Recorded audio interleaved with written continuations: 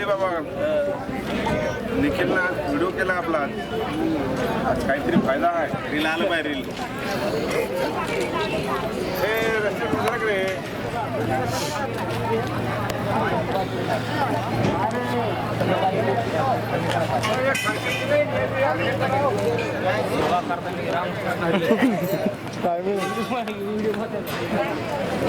Cameraman बाटली Bitly घेऊन गेले. मोठा आले पाहिजे सकाळची दिनचर्या.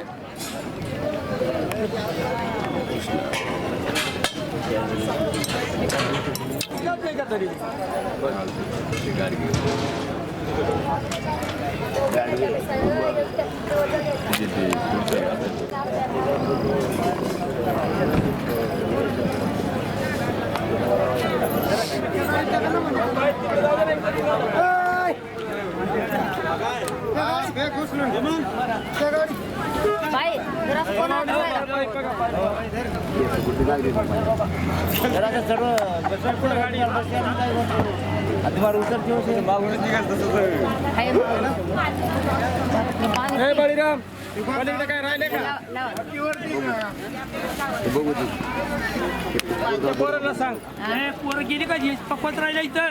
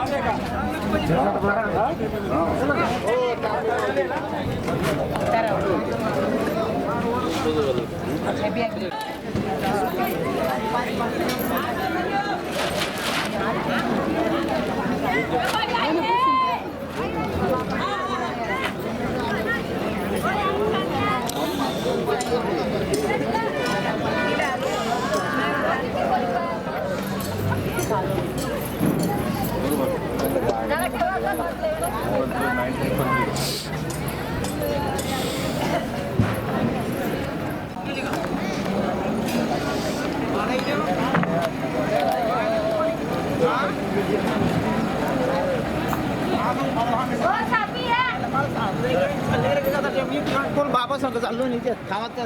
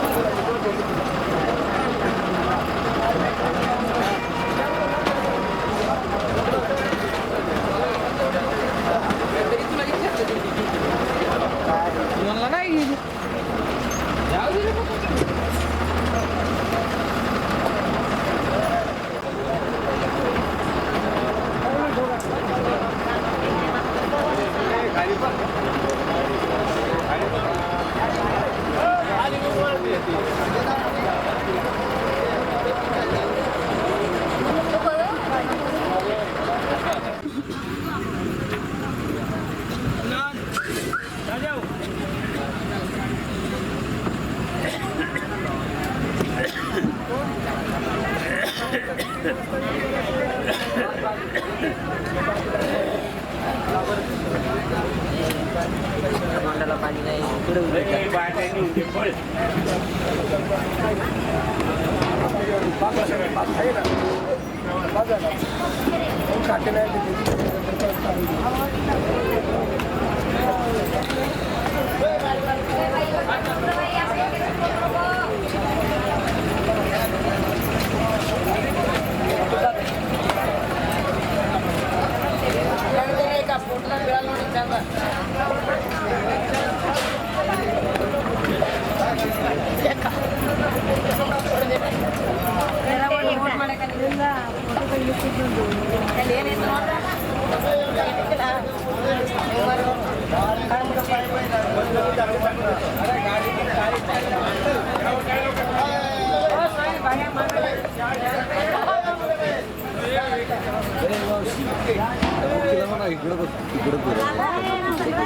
तिला तिला बघा इकडे बघ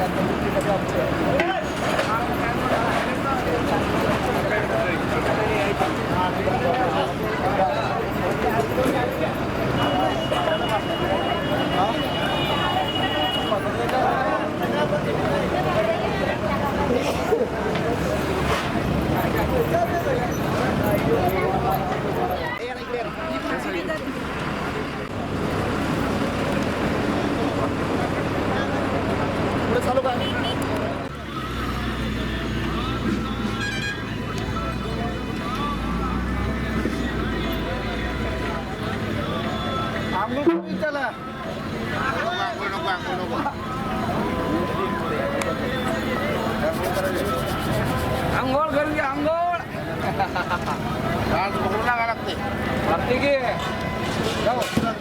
आम्ही म्हणले नाही का पातेली उचलली बाहेर आम्ही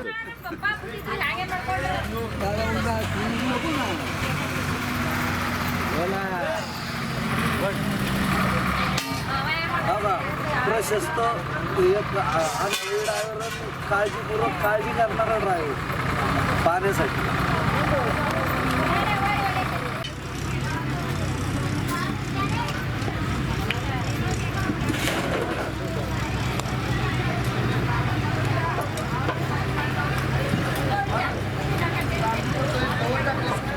एवढं उद्या 15 मिनिटात करता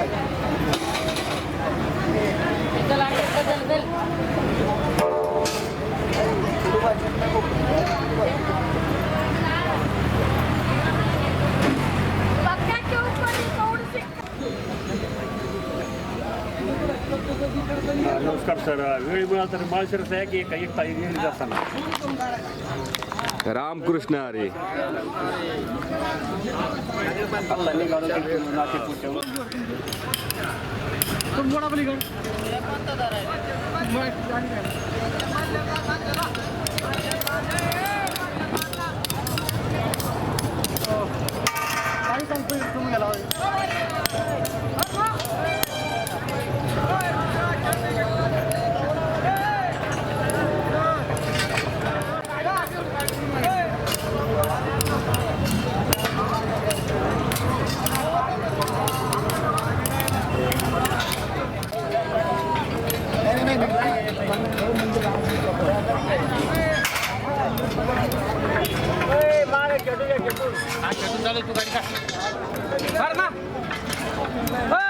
तुम्ही दम खा थांब ना जरा सांग ही गाडी काढू द्या आम्हाला 1 मिनिट नाही नंतर बोल यायचं नाही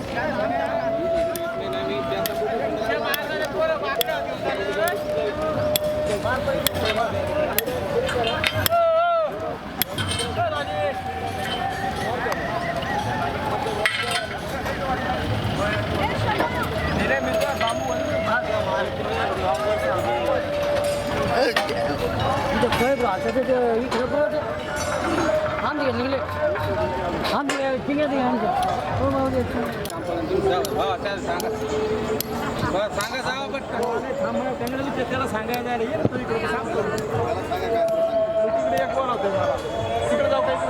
जादा नका टाकून मग टाकून काही फायदा नाही होणार सांगा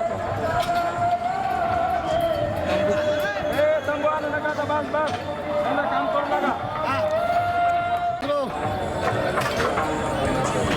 हो सूर्य संजय भाऊ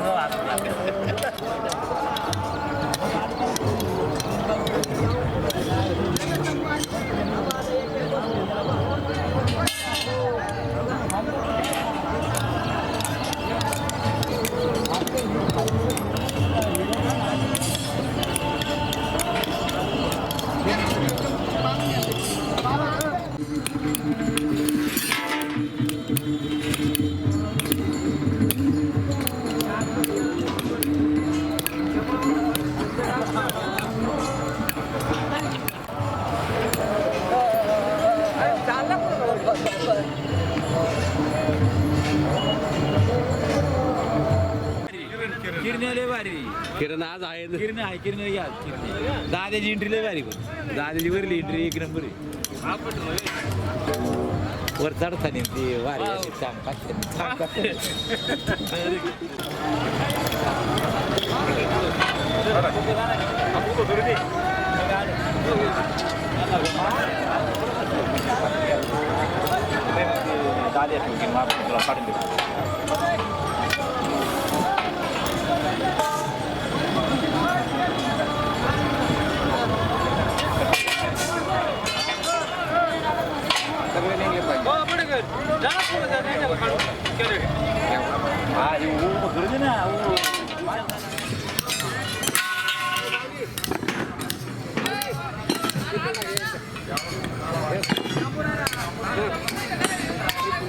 हा, जाऊ द्या घेऊन द्या घेऊन या ना.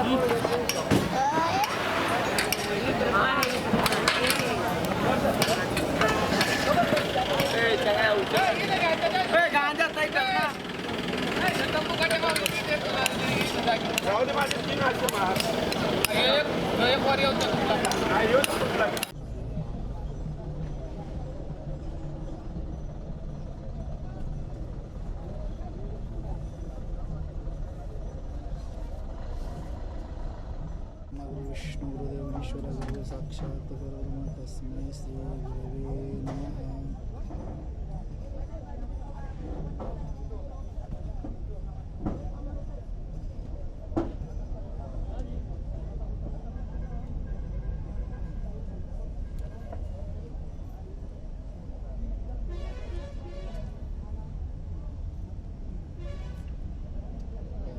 गुरुवरे गोविंद महाराज की जय.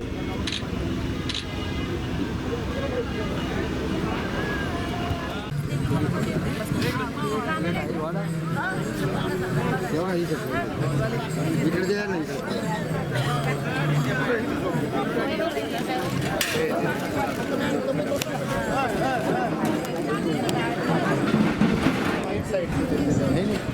इधर से दे दे ये इधर अरे प्लेट दे दिया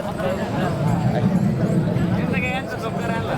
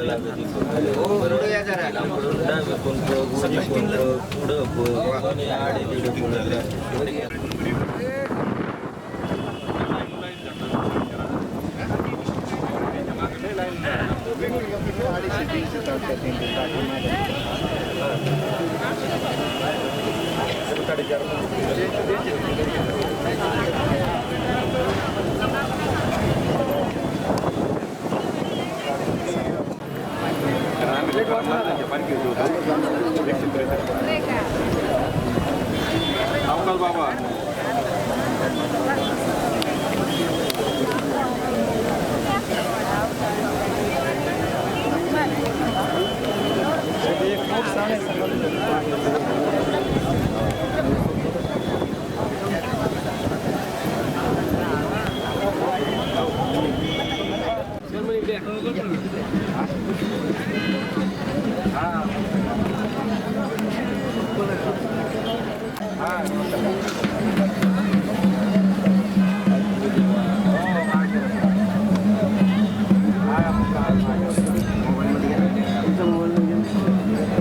फोटो कुमार मोऱ्यांचा फोटो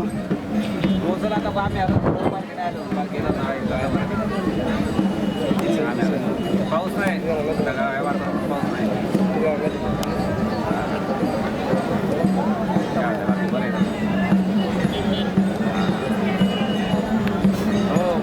कोणत्या सरकार पडेल कोणते सरकार बरोबर आहे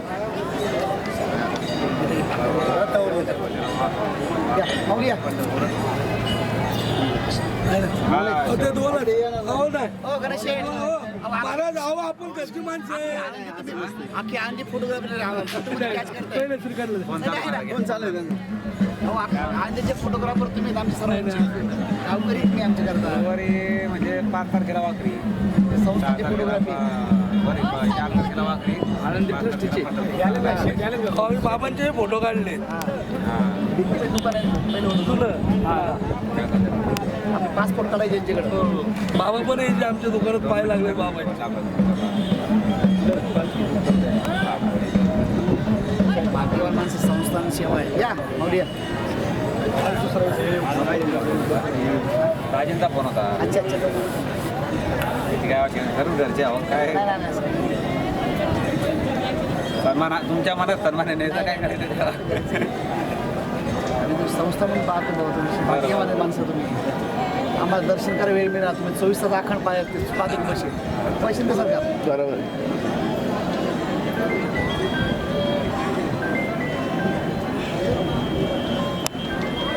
देखणे साहेबाला बोललो होतो दादाला बोललो होतो लोणे मला बोललो होतो मी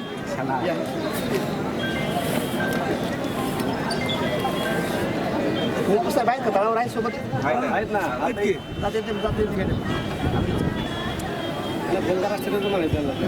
मागच्या आहे ना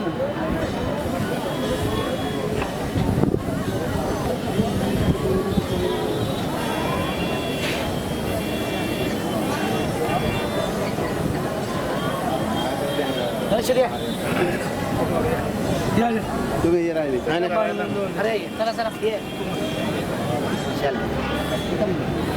आपल्या शेजारचा देतो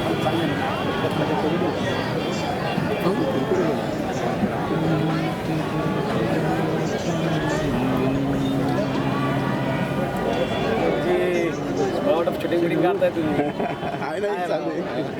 आता कुठं आठवण येते तुम्हाला आमची, हा? आताच नाव घेतलं होतं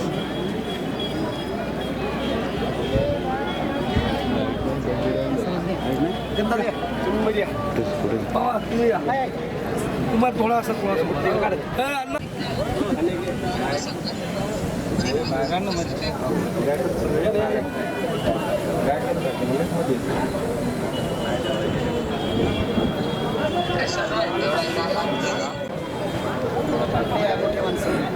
दक्षिण द्या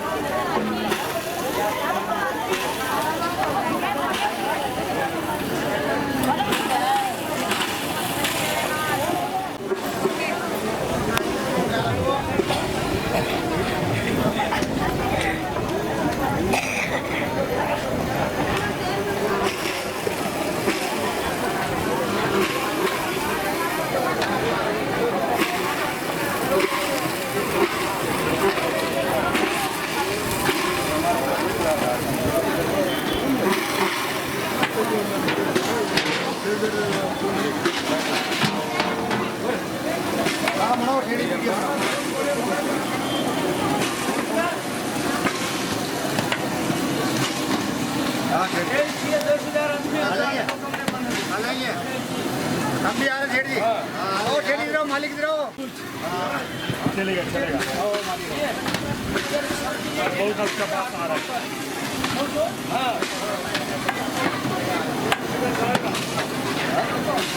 हम भी आ रहे हैं वाह ठीक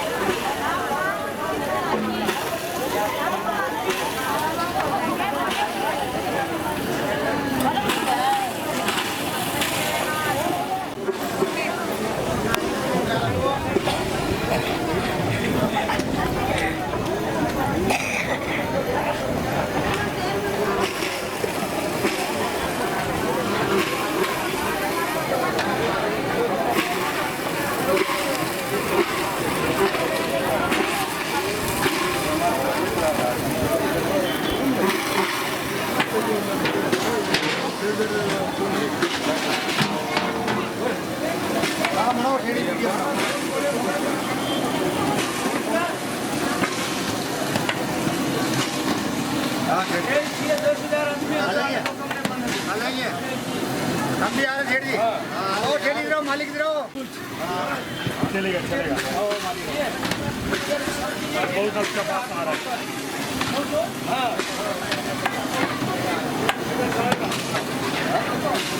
हम भी आ रहे हैं वाह ठीक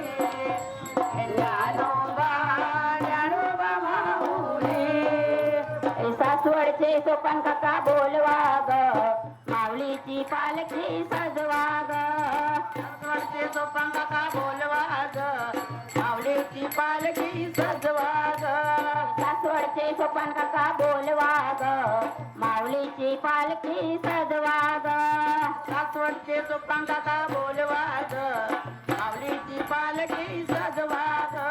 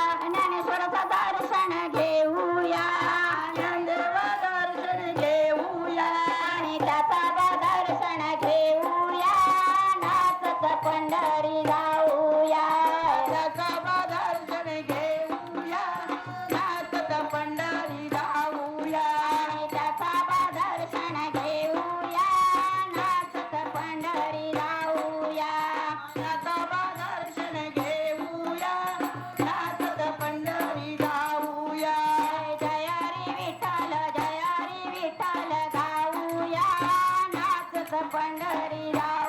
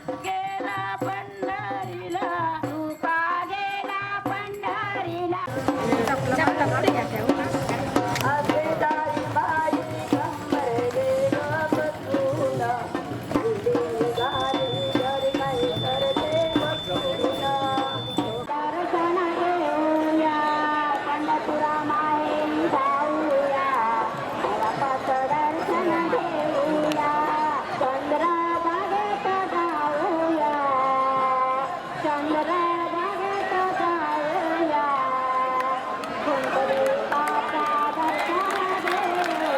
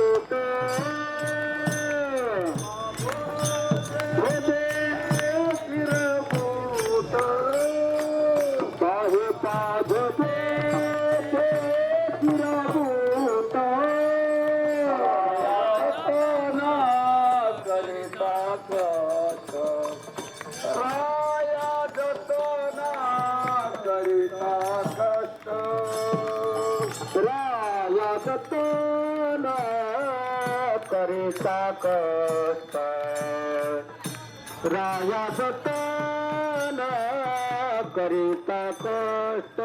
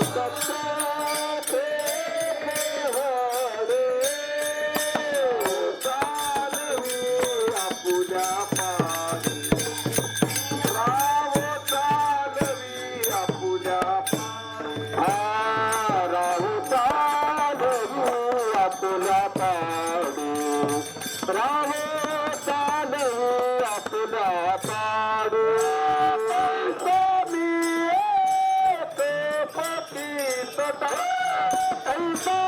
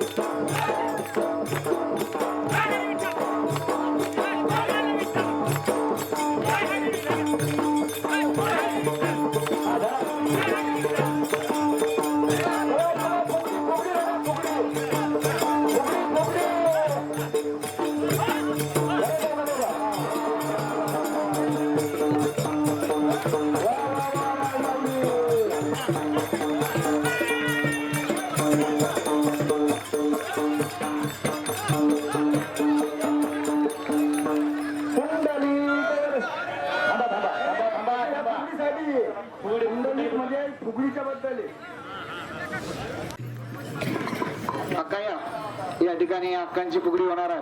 अक्का आणि बांबरेताई या ठिकाणी आमच्या आपल्या दिंडीचे आधारस्तंभ या प्रतिभाताई अक्का पाचपुते या पुढे या लवकर या. वेळ कमी आपल्याकडे. अक्का पाय उचला जरा. अक्का करता जोरात टाळी वाजवा.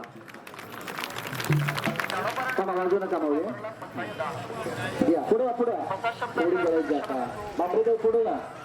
ताईच्या कन्या आपल्या मोठ्या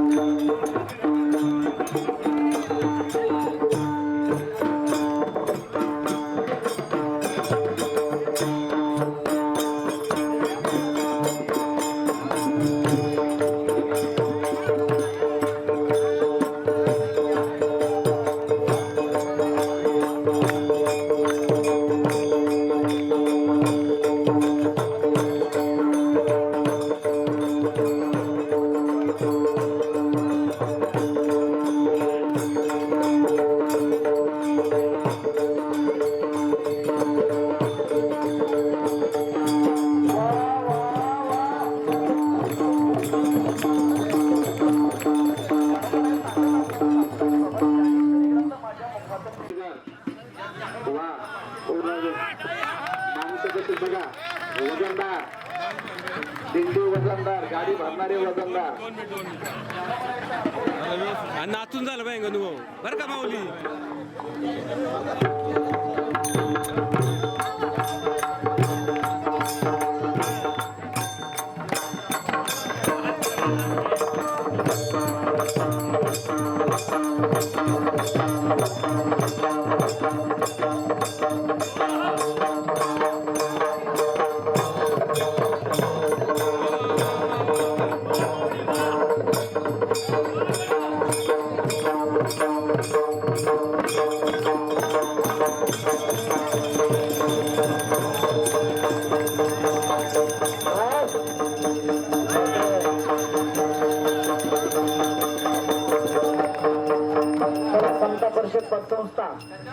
समता परिषद पतसंस्थे सर्व या ठिकाणी आजची ही प्रवचन रूपी सेवा आहे. हे वाटचालीचं प्रवचन आहे. धावती सेवा महाराजांनी आज्ञा केलेली आहे आणि त्यांची आज्ञा शिरसावंद करून या ठिकाणी आपल्याला दिलेला जो टायमिंग आहे त्या टायमिंग मध्ये पुढे थोडे पुढे न जाता त्या वेळेमध्ये आपल्याला सेवा करायची आहे. माऊली ज्ञानोबारायांचा या भव्य आणि दिव्य अशा सोहळ्यामध्ये आपण तुम्ही आम्ही सर्व भाविक मंडळी वारकरी मंडळी आपली आणि जी सेवा आहे कायिक वाचिक मानसिक सेवा या ठिकाणी तुम्ही आम्ही सर्व मंडळी ज्ञानोबारायांच्या सानिध्यामध्ये चाललेलो आहोत. हरिभक्तपरायण वैकुंठवासी गुरुवर्य बाबांच्या कृपेने गोविंद महाराज केंद्रे दिंडी सोहळा दिंडी क्रमांक 43 या दिंडीमध्ये तुम्ही आम्ही सर्व मंडळी चालतोय. अतिशय प्रेमाने अतिशय आनंदाने आणि या ठिकाणी आपली वाटचाल चालू आहे. या ठिकाणी आमच्या ज्या संस्थेचे सर्वच पदाधिकारी मंडळी आहेत, आमच्या संस्थेचे अध्यक्ष असतील, उपाध्यक्ष असतील, आदी करून खजिनदार असतील, उपखजिनदार असतील, चिटणीस असतील, उपचिटणीस असतील, सर्वच सदस्य मंडळी सर्वांच्या आणि सहकार्याने सर्वांच्या अथकाच्या प्रयत्नाने या ठिकाणी आपली वाटचाल चालू आहे. त्यामध्ये आमची जी सेवा आहे हरिभक्तपरायण परमादरणीय परमश्रद्धेय बाबांच्या नंतर ज्यांचं आणि उत्तराधिकारी म्हणून ज्यांचं नियोजन झालं आमचे हरिभक्तपरायण परमादरणीय विष्णूजी महाराज यांच्या आणि कुशल अशा मार्गदर्शनाने हा दिंडी सोहळा चालू आहे. त्याचबरोबर परमादरणीय परमश्रद्धेय गुरुवर्य भास्करजी महाराज पवार यांच्याही कुशल अशा मार्गदर्शनाने हा दिंडी सोहळा चालू आहे. त्यामध्ये आणि ही सेवा आपल्याला एक थोडक्यामध्ये करायची आहे. सेवेसाठी निवडलेला श्लोक सर्वात श्रुत आहे. अनन्या चिंतयन्तो माम ये जनाः तरुपासते तेषां नित्याभियुक्तानां योगक्षेमं वहाम्यहम्. भगवान परमात्मा या श्लोकामध्ये अर्जुनाच्या निमित्ताने तुम्हा आम्हाला अनन्यता शिकवतात. भगवान म्हणतात की अर्जुना भक्ती करत असताना नामस्मरण करत असताना पारमार्थिक कुठलीही क्रिया करत असताना भगवंताविषयी कसं अनन्य असावं, किती अनन्यता असावी. आणि मग असा जो अनन्य भक्त आहे त्या अनन्य भक्ताची सेवा भगवान परमात्मा कशी करतो. अनन्य चिंतयन्तो मां. भगवान म्हणतात तो अनन्य भावाने चिंतन करतोय त्या भक्ताचं मी योगक्षेम वाहतो. हे जनाहा म्हणजे जे लोक पौरुपासते जे जन म्हणजे लोक माझी अनन्य भावाने उपासना करतात. अर्थात नामस्मरण असेल, कीर्तन असेल, अन्नदान असेल, कुठलीही पारमार्थिक सेवा जे लोक भगवान म्हणतात अनन्य भावाने करतायत तेषां नित्याभियुक्तानां. तेषां म्हणजे त्यांचा, कोणाचा, जे अनन्य भावाने सेवा करतात त्यांचा. तेषां नित्याभियुक्तानां योगक्षेमं वहाम्यहम्. त्यांचा मी योगक्षेम काय करतो, वाहत असतो. वाहतो म्हणजे त्यांची सर्व जबाबदारी मी घेत असतो. योगक्षेम त्यांचा जाणे जड भारी आणि वाट दावी करी धरून या. आलं लक्षामध्ये. आता अनन्यता हा शब्द फार महत्वाचा आहे. भगवान हा योगक्षेम वाहत असतो. भगवान परमात्मा तुमची आमची जबाबदारी घेत असतो. परंतु केव्हा घेतो, ज्या वेळेला तुम्ही त्याच्याविषयी अनन्य व्हाल, ज्या वेळेला त्या भगवंताविषयी आपली अनन्यता असेल त्यावेळेला तो भगवान नक्कीच तुमच्या आमच्यासाठी धावून आल्याशिवाय राहत नाही. याच्यासाठी कितीतरी उदाहरण आहेत पुराणामध्ये. आलं लक्षात. म्हणून पहिला शब्द आहे अनन्य. आता अनन्य कशाला म्हणतात हे आपल्याला अगोदर कळायला पाहिजे. अनन्यता कशाला म्हणतात हे समजायला पाहिजे. आलं का लक्षात? अनन्य हा शब्द वापरायला सोपा आहे, उच्चारायला सोपा आहे, पण आचरणामध्ये आणण्याला फार महत्व आहे. अनन्य कशाला म्हणतात? अन्य आश्रय त्याग इति अनन्यता. आलं लक्षात? अन्याचा त्याग करायचा आणि एकाच भगवंताविषयी अन्य व्हायचं याला म्हणतात अनन्यता. अन्याचा आश्रय घ्यायचा नाही. आता अन्याचा आश्रय म्हणजे काय? आपण कुणाकुणाचा आश्रय घेतो? एक जणाचा आश्रय घेतो का आपण? आपण अन्याचा आश्रय घेत असतो महाराज.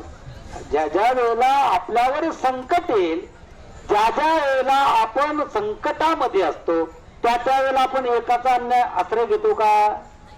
नाही.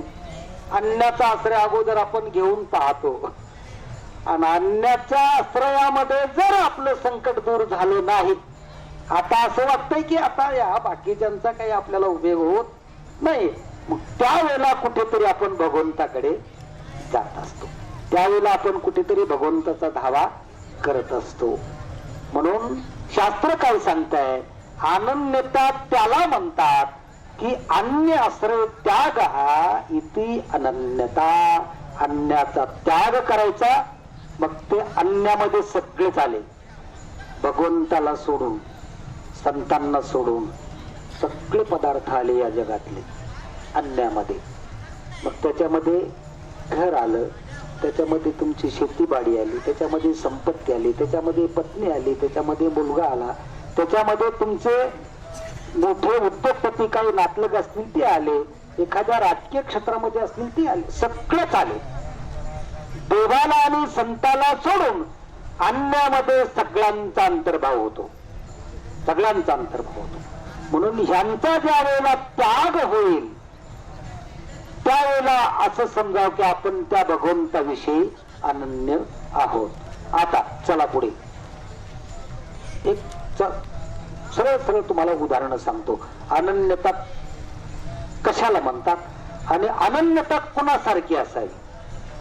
आलं लक्षात? अनन्यता कुणासारखी असावी याच्यासाठी आपल्या व्यवहारातले उदाहरण देता येतील तुम्हाला. कुणासारखी अनन्यता असावी? ज्याप्रमाणे मासा आहे, मासा मासा असतो ना, पाण्यामध्ये राहतो तो मासा. तो मासा जसा पाण्याविषयी अनन्य आहे तशी आपली भक्ती असावी. आपण देवाविषयी अनन्य असावं. बरोबर आहे की नाही? जसा पाण्याविषयी मासा, मला सांगा तो मासा पाण्याविषयी एवढा अनन्य असतो, एवढा अनन्य असतो की तो पाण्याशिवाय जगूच शकत नाही.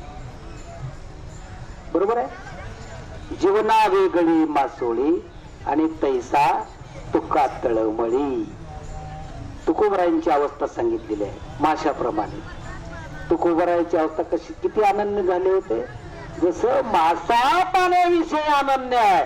तुम्ही म्हणाल का हो महाराज, तो मासा आहे पाण्याविषयी अनन्य आहे, मग त्या माशाला जर आपण पाण्यापेक्षा महागडे असणार, पाण्यापेक्षा मौल्यवान असणार गावठी गावरान गाईचं लोणकडी तूप जर 10 लिटर आणलं आणि त्या तुपामध्ये जर माशाला ठेवलं,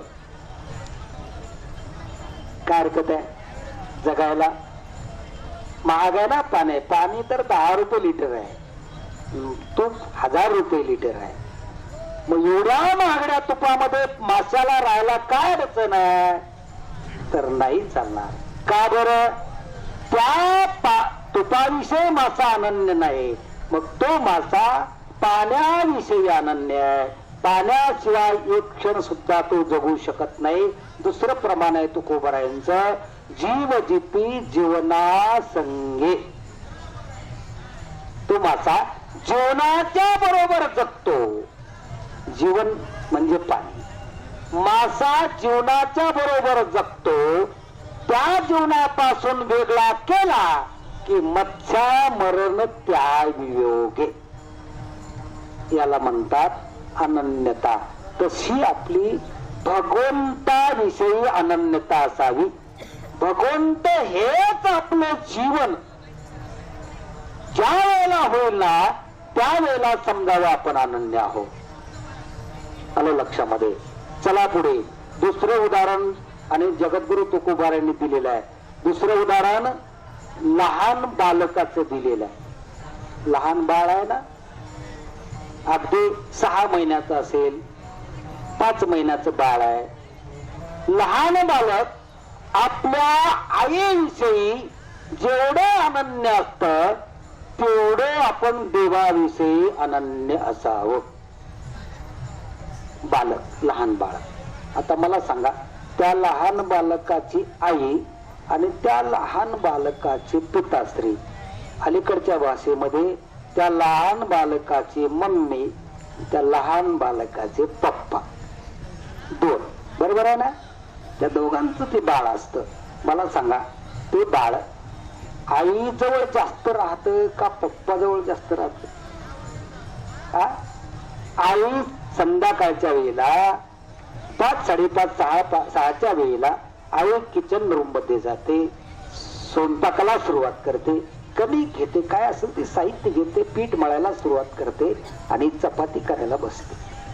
आई बाळ पाळण्यामध्ये ठेवलेलं असतं, झोपलेलं असतं, पण आईने नेमकं चपात्या लाटायला सुरुवात केली आणि बाळ उठलं. इकडे पप्पा त्याच्या बरोबर बसले असतात. ते पप्पा अगोदर झोपी देऊन बघतात. एक दिवस त्याला गाणे येत नाही, पण बळजबरीने हाड हाड, पुरुषांना हाड हाडाशिवाय दुसरं गाणंच येत नाही. महाराज आलं लक्षात.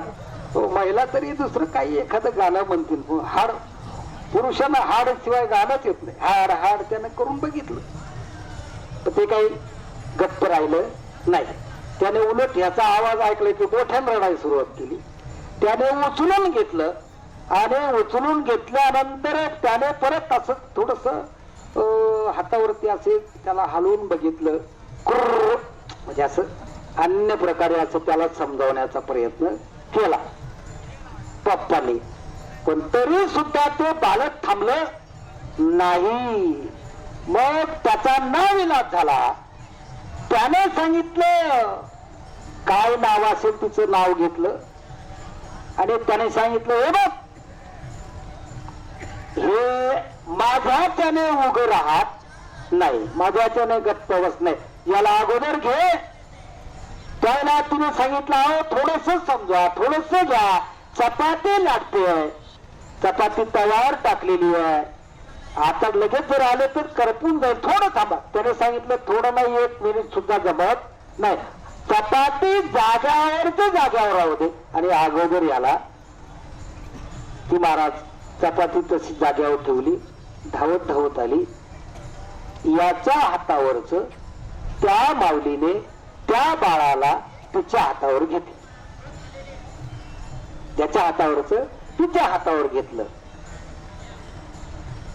त्या माऊलीचा, त्या आईचा त्या बाळाच्या अंगाला, शरीराला स्पर्श झाल्याबरोबर, हाताचा स्पर्श झाल्याबरोबर ते बालक, ते बाळ रडायचं थांबलं. बरोबर आहे? ताता माऊलींना त्याचा अनुभव आहे. बरोबर आहे? त्या माऊलीने त्या बालकाला आपल्या तनाला लावले नाही, हे ऐका बरं का अगोदर. आपल्या तनाला लावलं नाही, त्याला दूध पाजले नाही, तरी सुद्धा नुसत्या हाताचा स्पर्श त्या बालकाच्या अंगाला, शरीराला होऊ द्या माऊलीचा. त्याच वेळेला ते बाळ रडताना थांबतोय. थांबतोय का नाही? का बरं थांबतोय? का थांबतोय? आता वडिलांचे, पप्पांचे हात आहे आणि आईचे, त्या मम्मीचे सुद्धा हातच आहे. पण का बरं रडताना थांबताय? त्याच कारण आहे, त्या बाळापुढे वडीलच नाही, एखादी अप्सरा आणून उभी करा तरी सुद्धा ते बाळ आपल्याच आईच्या स्पर्शाची अपेक्षा करते. आपल्याच आईच्या स्पर्शाचं ते बाळ भुकेला असतंय. आईविषयी एवढं ते बालक अनन्य असतं. मग आईशिवाय त्याच्या पुढे कुणी आणून उभं करा. आलं लक्षात. हो, म्हणून ज्याप्रमाणे लहान बालक आपल्या आईविषयी अनन्य असतं, त्याप्रमाणे आपण त्या देवाविषयी अनन्य असावं. आलं लक्षात. आता मला बरेचसे उदाहरणं सांगता येतील अनन्यतेबद्दल. बरेचसे उदाहरणं आहेत अनन्यतेबद्दल, पण तुम्ही 2 उदाहरणावरून तुमच्या लक्षात आलं असेल. म्हणून भगवान म्हणतात की याप्रमाणे जे लोक, जन म्हणजे जे लोक, याप्रमाणे जे लोक माझी अनन्य भावाने माझं चिंतन करतात, तेषाम त्यांचा मी योगक्षेम वाहतो. तेषाम नित्याभियुक्तानाम योगक्षेमं वहाम्यहम. आता चला पुढे. भगवान म्हणतात अनन्य चिंतयन्तो माम ये जनाः पैरुपासते तेषाम नित्याभियुक्तानाम योगक्षेमं वहाम्यहम. योग आणि क्षम असे 2 शब्द आलेले. योग आणि क्षम असे 2 शब्द आले. योग कशाला म्हणतात आणि क्षम कशाला म्हणतात हे आपल्याला कळणं गरजेचं आहे. योगक्षेमा म्हणते योगक्षेम त्यांचे गाणे जड भारी, बरोबर आहे. तर योग कशाला म्हणतात आणि क्षम कशाला म्हणतात. योग या शब्दाचा अर्थ आहे अप्राप्तस्य प्राप्तिर्योग आणि प्राप्तस्य परिपालनम क्षेम. अप्राप्त वस्तूची प्राप्ती होणं त्याला म्हणतात योग. अप्राप्त वस्तू आपल्या जीवनामध्ये प्राप्त झाली त्याला म्हणतात योग. आणि प्राप्तस्य परिपालनम क्षेम. प्राप्त वस्तूचे पालन झालं पाहिजे हे महत्वाचं बरं का महाराज. अलग लक्षात. बऱ्याच मंडळीच्या जीवनामध्ये योग येतो पण क्षेम होत नाही. का होतो? सिरसट महाराज कितीतरी माणसं मी बघितलेले आहेत. बऱ्याच मंडळीच्या जीवनामध्ये योग येतो पण क्षेम होत नाही. आता माऊली तारोबारांचा सोहळा आहे, भव्य आणि दुर्गाचा सोहळा आहे. अलग लक्षामध्ये असा सोहळा जगताच्या पाठीवर तुम्ही कुठेही जरी फिरला तरी सुद्धा ज्ञानोबारांच्या जगद्गुरु तुकोबारांच्या पालखी सोहळ्यासारखा सोहळा तुम्हाला जगात कुठेच पाहायला मिळणार नाही. मग असा सोहळा नवीन येणाऱ्या गावाकडच्या मंडळींनी बघितला. गुरुवारी वैकुंठवासी केंद्रे बाबांच्या दिंडीमध्ये तो नवीन भाविक सामील झाला. दिवसभर दिंडीमध्ये भजनामध्ये भजन ऐकून आमच्या गायक मंडळींचं शिरसाट महाराज असतील, आमचे आळंदीकर सर्व गायनाचार्य मंडळी असतील, त्यांचं भजन ऐकून तल्लीन झाला. भारावून गेला.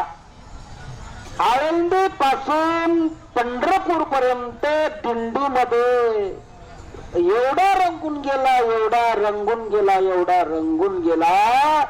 पंढरपूर मध्ये एकादशीच्या दिवशी हरिभक्त परायण परम आदरणीय विष्णूजी महाराज केंद्रे यांच्या हस्ते तो वारकरी झाला. वारकरी झाला म्हणजे वारकरी झाला म्हणजे पहिली गळ्यात माळ नव्हती. आलं लक्षात. दिंडीमध्ये आला पण हे वातावरण बघून एवढा भारावून गेला महाराजांच्या हस्ते तो माळकरी झाला म्हणजे वारकरी झाला. गळ्यात माळ घातली. किती चांगली गोष्ट आहे, किती आनंदाची बाब आहे. किती आनंदाची बाब आहे. म्हणजे त्याच्या जीवनामध्ये माळ घालण्याचा योग आला. माळ घालण्याचा योग आला. आता ऐका पुढे फार मजेदार आहे. माळ घालण्याचा न भूतो न भविष्यत याचा योग आला, वारकरी झाला, वारी संपली, काला झाला, काल्याचं कीर्तन झालं आणि लगेच परतीला निघाला, गावी गेला. आणि गावी गेल्यानंतर परत तिकडची मंडळी त्याला भेटली, गावकडची. आता इकडे सगळे वारकरीच होते. आता वारकऱ्याच्या संगतीमध्ये महाराज दिवसभर माऊली माऊली माऊली माऊली अलग लक्षात पारून गेला. आनंद झाला, त्याला रंगून गेला, माळकरी झाला. पण गावाकडे गेल्यानंतर हे वातावरण राहिलं नाही ना. जसं ह्या सोहळ्याचं वातावरण आहे तसं हे वातावरण राहिलं नाही. मग ते गावाकडचं वातावरण. आता गावाकडचं वातावरण तुम्हाला माहितच आहे, हे काही जास्त सांगायला पाहिजे. संध्याकाळ 5 वाजले की ते वातावरण लक्षात येतं आपल्या. 5-6 वाजल्याच्या टायमात तुम्ही जर बाहेर निघाले फिरायला रोडला, सगळे अनुभवी मंडळी आहेत. आता तुम्हाला सांगतो महाराज तर काय हो पाटील साहेब, पूर्वीच्या काळामध्ये आम्ही, आता तुम्ही आहेत सगळे वयस्कृत मंडळी, पूर्वीच्या काळामध्ये कुठेतरी एखादं हॉटेल दिसायचं रोडला पूर्वीच्या काळात. आता अलीकडे तसं नाही राहिलं. पावली हॉटेल, माणसं कमी ना हॉटेलच जास्त. आता तुम्ही ह्या रोडला कुठल्याही रोडला हवेला जा, नुसते धाबेच महाराज, नुसते हॉटेल अलग लक्षात. आता मग ते काही धाबे काही सगळे सारखे असतात का? कुठेतरी एखादा 10-20 धाबे जर सोडले तर आपल्याला कुठेतरी शुद्ध शाकाहारी मिळतंय. ते बी असते का नाही कुणास ठाऊक, पण सरासरी तेच असतात. मग त्या रंगामध्ये तो रंगला, गावच्या रंगात रंगला महाराज. त्या मंडळीमध्ये, मित्रमंडळीमध्ये आणि इकडे तिकडे हो आता ते मित्रमंडळीच असतात. त्याने याच्याकडे बघितलं, हे बिचारं गावाकडे गेलं, सकाळी उठायचं, तुळशीला पाणी घालायचं, हो मंदिरात जायचं, देवपूजा करायचं, चांगला हो टिळा लावायचा गंधाचा. मित्रमंडळी भेटले की ते लांबळ त्याला म्हणजे ओ बुवा जे हरे. आता बुवा म्हणण्यात सुद्धा फरक आहे बरं काय. शब्द तोच आहे, महाराज म्हणण्यात सुद्धा फरक आहे. शब्द एकच असतो. महाराज म्हणणं सुद्धा, बुवा म्हणणं सुद्धा शब्द एकच आहे, पण शब्द उच्चारामध्ये अलग लक्षात. त्या शब्दाचं उच्चारण आहे ना, त्याच्यामध्ये फार बदल असतो. जर आदरयुक्त अंतःकरणाने जर एखाद्याने म्हटलं ना जय हरी महाराज अलग लक्षात, तर समजावं ह्याच्याविषयी आपल्या अंतःकरणात प्रेम आहे. आणि एखाद्याने सांगितलं जय हरी महाराज असा शब्द उच्चारला ना, समजावं ह्याच्या अंतःकरणामध्ये आपल्याविषयी तिळ मात्र सुद्धा प्रेम नाही. हे आपल्याला महाराज म्हणतो ना, हा केवळ उपेक्षणे म्हणतो. तसं ह्याला महाराज म्हणायचे, ह्याला लाज वाटायची. मित्रमंडळी त्याला बघितले हरी बुवा, त्याला लाज वाटायची महाराज. आणि एक दिवस असंच चांदळ चौकडी मिळाली त्याला, संध्याकाळी 5-6च्या दरम्यान चला म्हटले फिरायला जाऊ. गेले, घेऊन एखाद्या धाब्यावर बसले आणि बसल्यानंतर त्या रंगामध्ये तो रंगला. त्या रंगामध्ये रंगल्यानंतर गळ्यात घातलेली जे माळ होती ना महाराज, एका क्षणामध्ये त्या मित्रमंडळीच्या संगतीमध्ये ती माळ जशी काढली तशी खुंटीला अडकून ठेवली. काय झालं? माळ घालण्याचा योग आला, पण माळ टिकण्याचा क्षेम झाला नाही. अशी बऱ्याच उदाहरणं तुम्हाला सांगता येतील की जीवनामध्ये माणसाच्या योग येतो परंतु क्षेम मात्र होत नाही. आपल्या जीवनामध्ये संत संगतीचा योग येतो परंतु क्षेम मात्र होत नाही. म्हणून साधू संतांचे प्रमाण आहेत महाराज, आलेख लक्षामध्ये.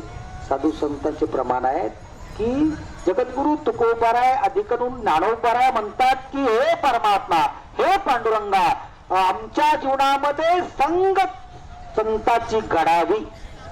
अलग लक्षामध्ये संताची संगत घडावी, पण संतांची संगत घडलेली तिच्यामध्ये वितुष्ट येता कामा नये. अलग लक्षामध्ये वितुष्ट येता न हो अंग संग तुटी. अलग लक्षामध्ये न भावा वियोग जन्मो जन्मी. संत संगती मिळावी पण झालेली संत संगती कायमची टिकावी, याला क्षेम म्हणतात. तसे जीवनामध्ये व्यवहारामध्ये सुद्धा आपल्याला अनेक गोष्टीचा योगायोग येतो, परंतु क्षेम मात्र होत नाही. भगवान म्हणतात जे लोक माझी अनन्य भावाने चिंतन करतात त्यांचा मी योगही त्यांच्या जीवनामध्ये घडून आणतो आणि क्षेम देखील करतो. काय अनन्या चिंतयन्तो माम ये जनाः पैरुपासते तेषां नित्याभूतानां योगक्षेमं वहाम्यहम्. आता चला पुढे. भगवान परमात्मा या श्लोकावरती भगवान माऊली ज्ञानोबराया पुढे ओवी येत असताना ज्ञानोबराय म्हणतात पर सर्व भावेशी उखिते जे ओपिले मज चित्ते जैसा गर्भ गोळ उत्तमाते कोणाही नेणे. फार मजेदार ओवी आहे. ज्ञानोबराय म्हणतात पै सर्व भावेशी उखिते. अनन्यताबद्दलच बोललेले आहे. सर्व भावेशी उखिते म्हणजे सर्व भावाने त्या भगवंताविषयी आपण अनन्य असावं. सर्व भावाने. सर्व भावाने म्हणजे 4-5 जण भाऊ जर असतील आपले तर सगळ्या भावाने मिळून शरण जायचं का? धाकट्या भावाने, मधल्या भावाने, थोरल्या भावाने, अच्छा सगळ्यांनी मिळून सर्व नाही असं नाही बरं का. सर्व भावेशी या शब्दाचा अर्थ आहे कायेन, वाचेन आणि मनाने. कायिक सेवा, वाचिक सेवा आणि मानसिक सेवा अशी आपली घडली पाहिजे. सर्व भावेशी उखिते जे ओपिले मज चित्ते. शब्द फार मजेदार आहेत ज्ञानोबरायांचे. कसं देवाविषयी आनंद भाव? आपण सर्व भावाने त्या भगवंताला विकलो पाहिजे. काय? सर्व भावाने त्या भगवंताला आपण विकल्या गेलो पाहिजे. कसं विकल्या गेलो पाहिजे? सर्व भावाने. याच्यासाठी उदाहरण दिलेलं आहे. गावठी उदाहरण आहे, गावरान उदाहरण आहे, ज्ञानोबरायन दिले आहे. तर सर्व भावेशी उखिते. उखिते शब्द माहिती आहे का? उखिते म्हणजे उक्त. उक्त माहिती आहे तुम्हाला? तुम्ही आम्ही बाजार करणारी मंडळी आहेत का नाही? काही बाजारात वस्तू घ्यायला जाणारे असतील आणि काही बाजारात विकायला जाणारे असतील. याच्यामध्ये आता घ्यायला जाणाऱ्या विषयी महत्वाचा आहे आणि विकायला जाणाऱ्या विषयी सुद्धा महत्वाचा आहे.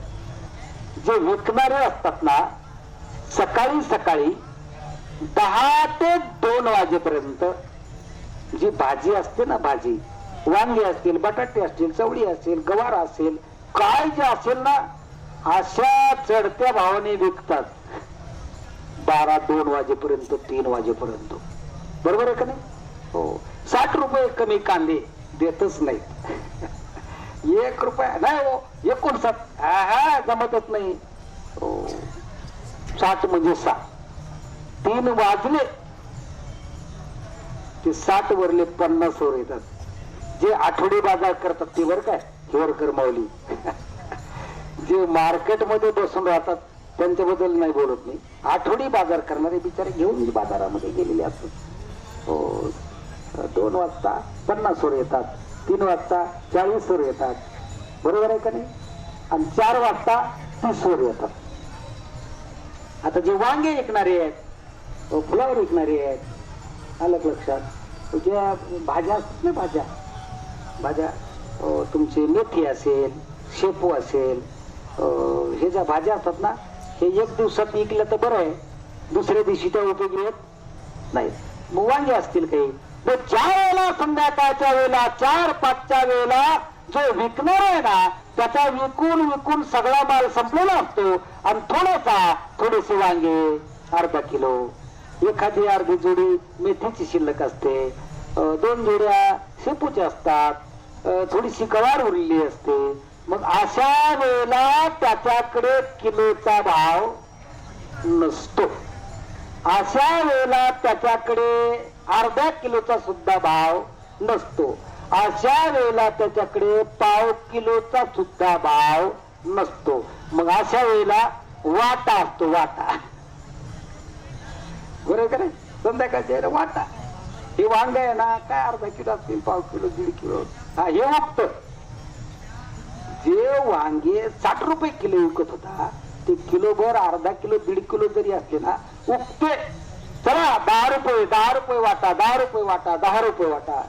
मेथीची जुडी 30 रुपयाला जरी असली ना, मेथीची 2 जर असल्या, एक जोडी 30 रुपयाला विकणारा 5 रुपयाला 2, 5 रुपयाला 2, 5. याला काय म्हणतात? उक्त. संध्याकाळच्या वेळेला जे माल तुमच्याकडे शिल्लक आहे सगळ्याला सगळा देणे, याला म्हणतात उक्त दिलं. तस तुमच्याकडे जे, आपल्याकडे जे माल आहे ना, आपल्याकडे सर्व भाव, आपल्याकडे चित्त आहे, आपल्याला काया आहे, अलग लक्षात.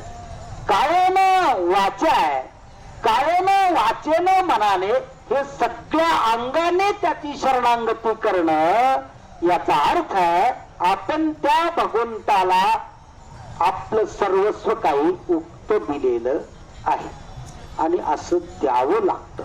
त्यावेळेलाच आपण अनन्यता, आपली अनन्यता आहे असं सिद्ध होत असतं.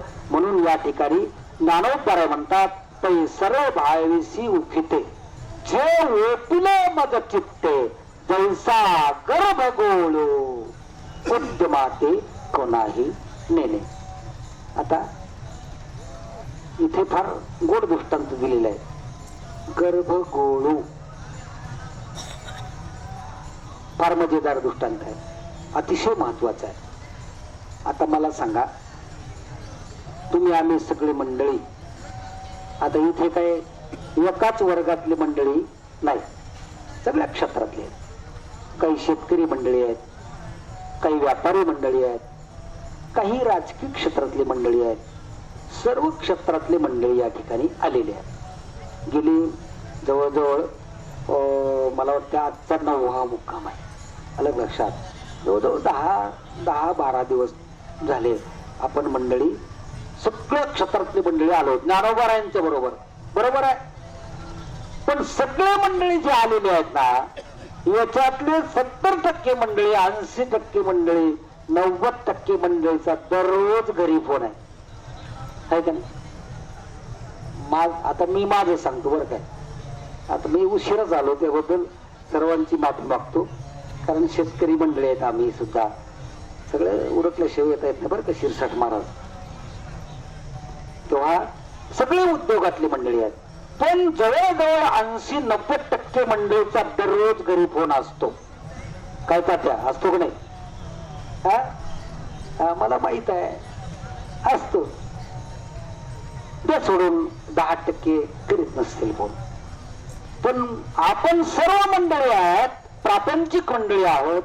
आपल्या सर्वांना काय आहे? व्याप आहे, व्याप आहे, प्रापंचिक व्याप आहे.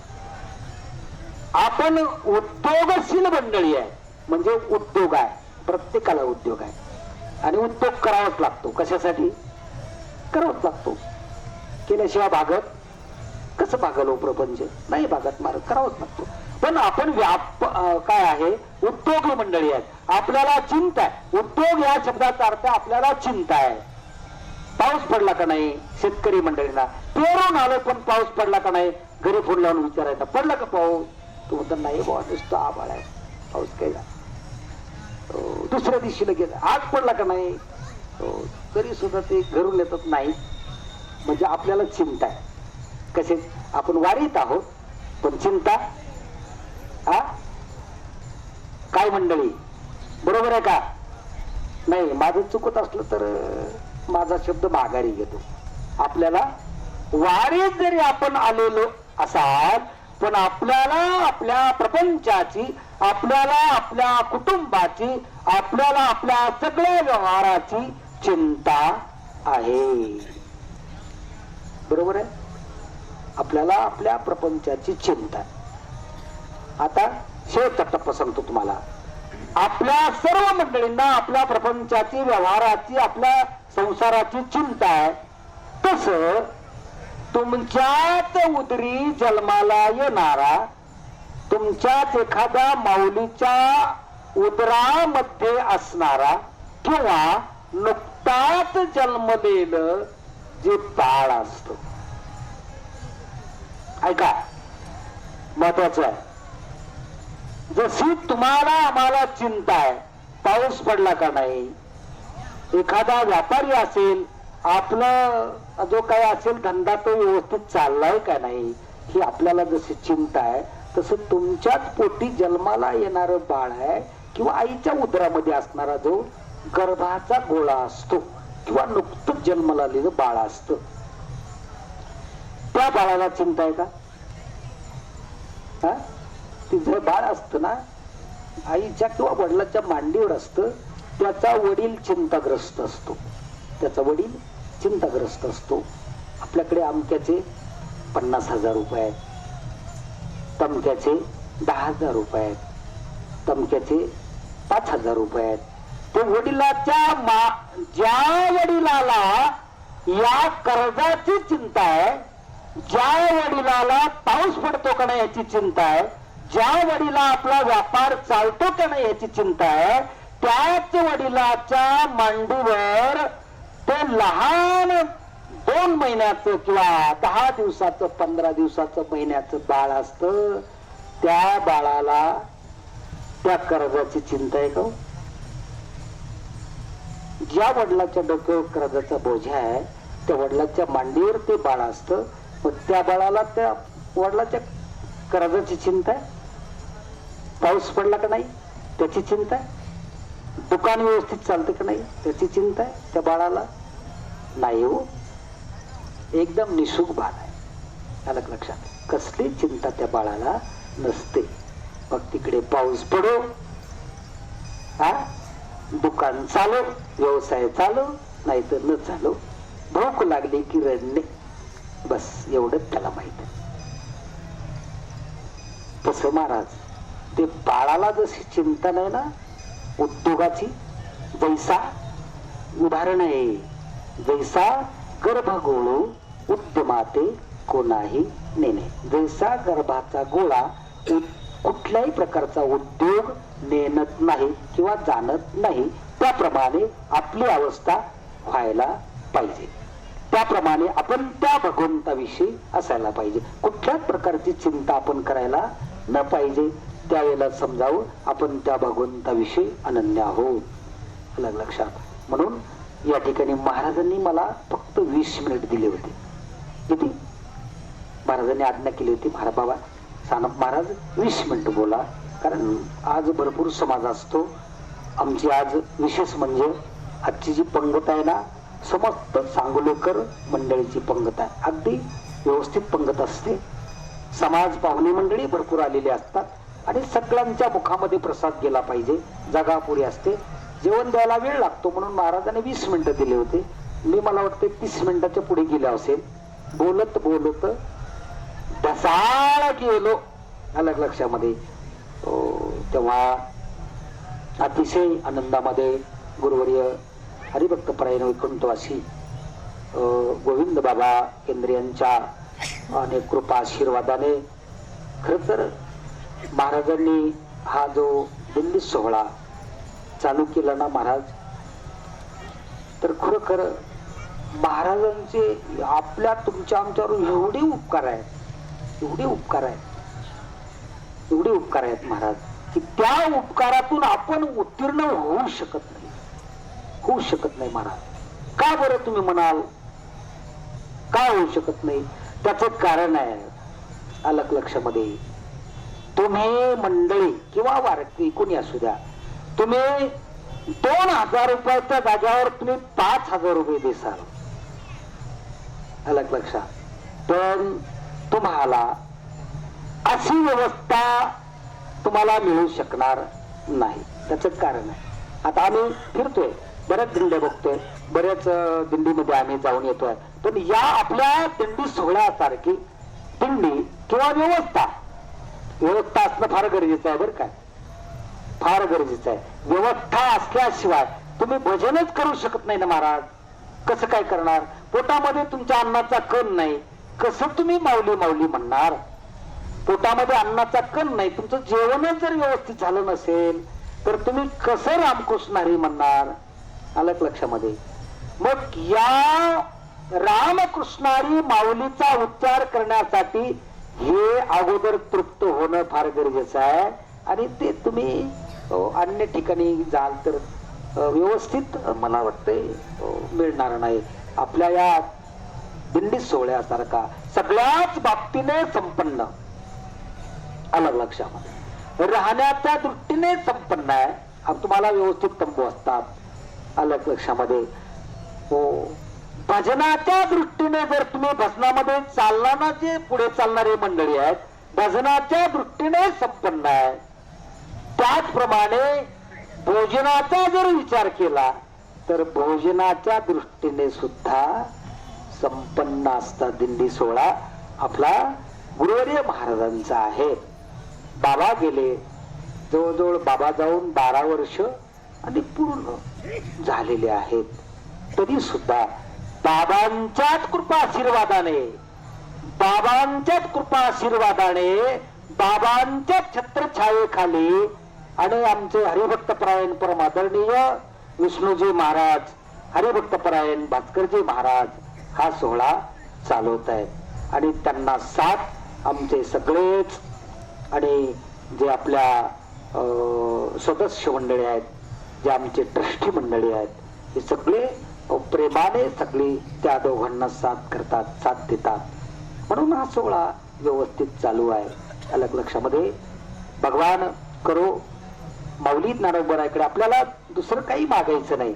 ज्ञानोबरायांकडे एकच मागणी करायची आहे, तुम्ही आम्ही सर्व मंडळींनी हा जो बाबांनी चालू केलेला सोहळा आहे, दिंडी सोहळा आहे, हा दिंडी सोहळा आता दिवसेंदिवस आणि वाढत जाऊ.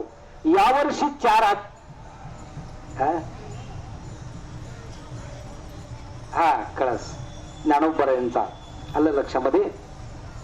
महाराज सांगतात, ते दररोज सांगतात.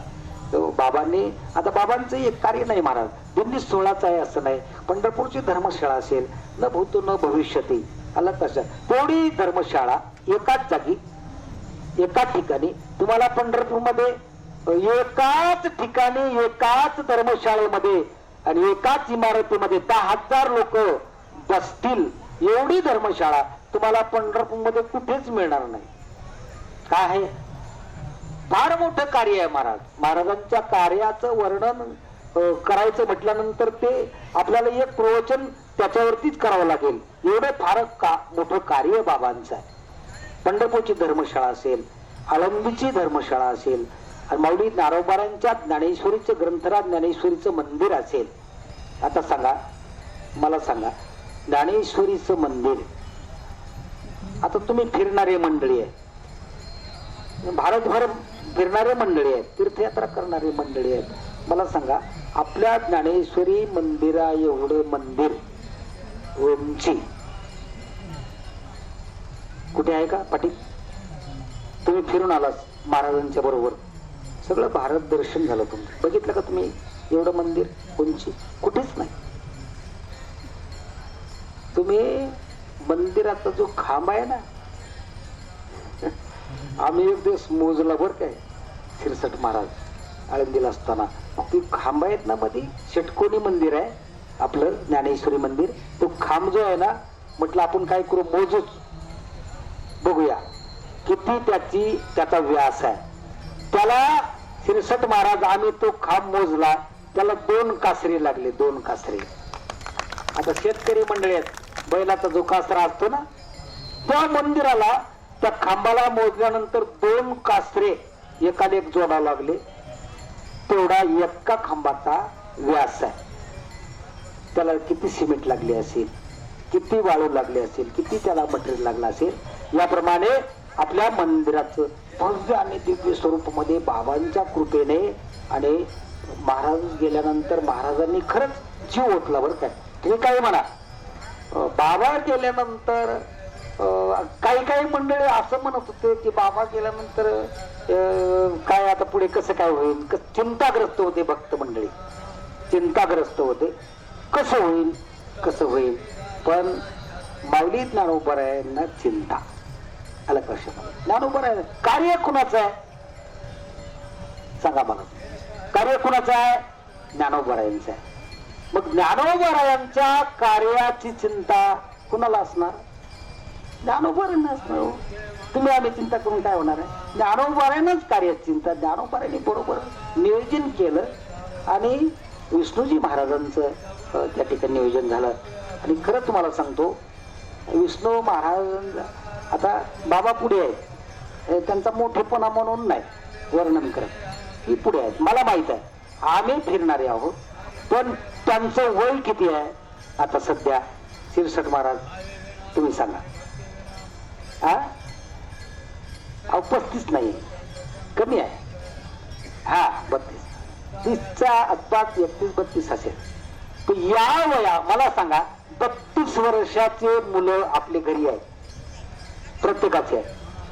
माझा 25 वर्षाचा पोरगा आहे आणि बडेकर मंडळीच असेल आहेत 32 वर्षाची. 32 वर्षाची मुलं आपले घरी काय करतात?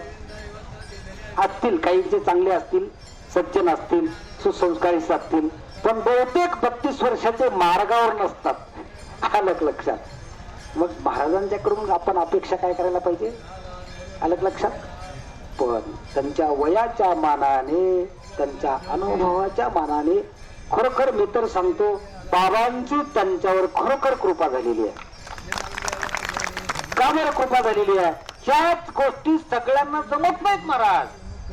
आम्ही फिरणारे मंडळी आहोत, ह्या गोष्टी सगळ्यांना जमत नाहीत. त्याचं कारण असं आहे, त्याला कृपाच असावी लागते. साधूची कृपा झाल्याशिवाय तुमच्या वाणीमध्ये धारच येत नाही महाराज. तुमच्या वाणीमध्ये तपच निर्माण होत नाही. तुम्ही काही जरी केलं तरी, तुम्ही पाठांतर किती करा, तुम्ही वेदांत किती मोठा सांगा, पण हे जे सामाजिक कार्य करण्यासाठी, कार्य करण्यासाठी त्याला साधूची आणि भगवंताची कृपाच लागते. त्यावेळेलाच हे कार्य सिद्धीला जात असतं. आलं लक्षात? म्हणून महाराजांच्या नेतृत्वाखाली आपल्या मंदिराचं काम चालू आहे. ट्रस्टी मंडळीच्या नेतृत्वाखाली मंदिराचं काम चालू आहे. फक्त आता कलशाचं काम शिल्लक आहे. ते कलशाचं काम देखील होणार आहे. महाराज तुम्हाला त्याबद्दल मार्गदर्शन करणारच आहेत. त्यांच्या मार्गदर्शनाला, त्यांच्या आणि जे काही अपेक्षा करतील त्याला तुम्ही प्रतिसाद द्याल अशी मी अपेक्षा करतो. आणि या ठिकाणी सेवेला पूर्ण विराम देतो. अनन्या चिंतयन्तो माम हे जना पैरुपासते तेषां नित्याभुक्तानां योगक्षेमं वहाम्यहं. पुंडलीकवरदारी विठ्ठल श्री ज्ञानदेव पंढरीनाथ भगवान की जय. माऊली ज्ञानेश्वर महाराज की जय. विठ्ठल विठ्ठल विठ्ठल विठ्ठल.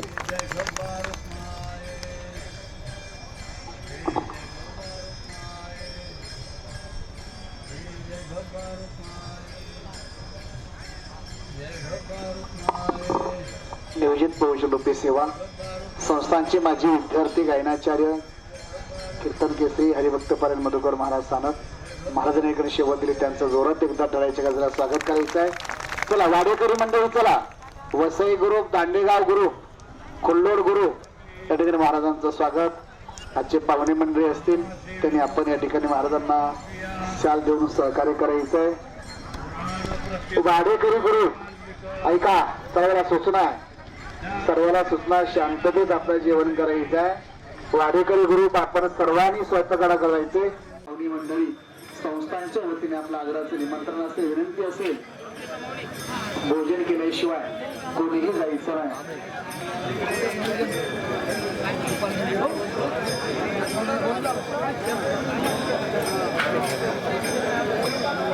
चला पुढे जागा आहे.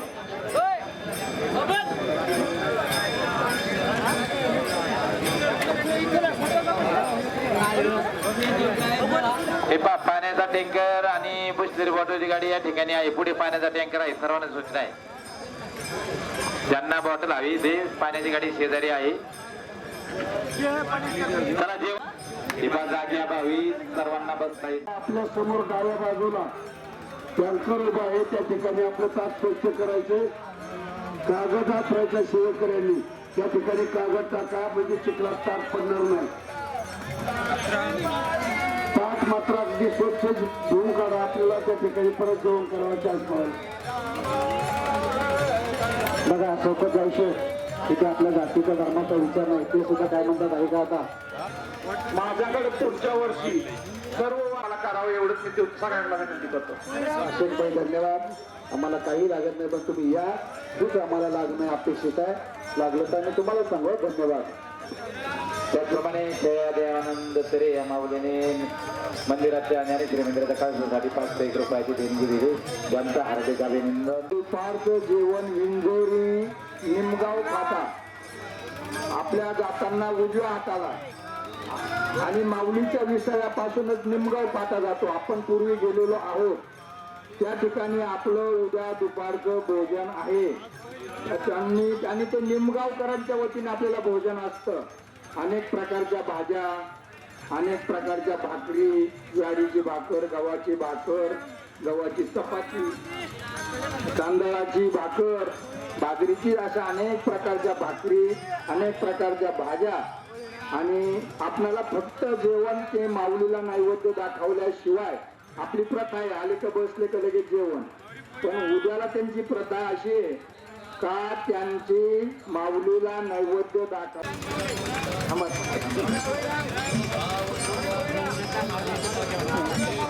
आणि संध्याकाळचा मुक्काम. सगळ्या मुवमेंट केला, काय काय झालं काय काय नाही. उड्डाण पुलाच्या जवळ विंजोरीला निमगाव फाट्याला उद्याचं दुपारचं जेवण आहे. चला माऊली सर्व जुन्या भाविकांना माहिती, नवीन भाविकांना साधा सांगायचे. टँकर पुढे गेटवरती त्या ठिकाणी कागदाची व्यवस्था सेवेकऱ्यांनी केलेली, सर्वांनी ताट राहून त्या ठिकाणी स्वच्छ करून ठेवायचं आहे. सर्वांना विनंती. अर्जुन पोंगे तीर्थाजवाडीचे माऊली यांनी ज्ञानेश्वरी मंदिराच्या काळजासाठी 1001 रुपयाची देणगी दिली, त्यांचं या ठिकाणी श्री हरिभक्तपरायण गोविंद महाराज केंद्रीय संस्थेच्या वतीने हार्दिक अभिनंदन, सहर्ष स्वागत. आता जे महाप्रसाद आहे, गेली 27 वर्ष सांगोलेकर मंडळी सर्व ग्रामस्थ या ठिकाणी उपस्थित राहून जी वारकरी भक्तांची महाप्रसादाची सेवा करतात, त्याबद्दल पुनश्च एकदा सांगोलेकरांचं सर्व ग्रामस्थांचं या ठिकाणी श्री हरिभक्तपरायण गोविंद महाराज केंद्रीय दिंडी क्रमांक 43 वारकरी भक्तांच्या वतीने हार्दिक अभिनंदन, सहर्ष स्वागत, सहर्ष स्वागत. पाहुण्यांना विनंती, सर्वांनी आता या पंक्तीनंतर जेवण करायची. ऑफिसमध्ये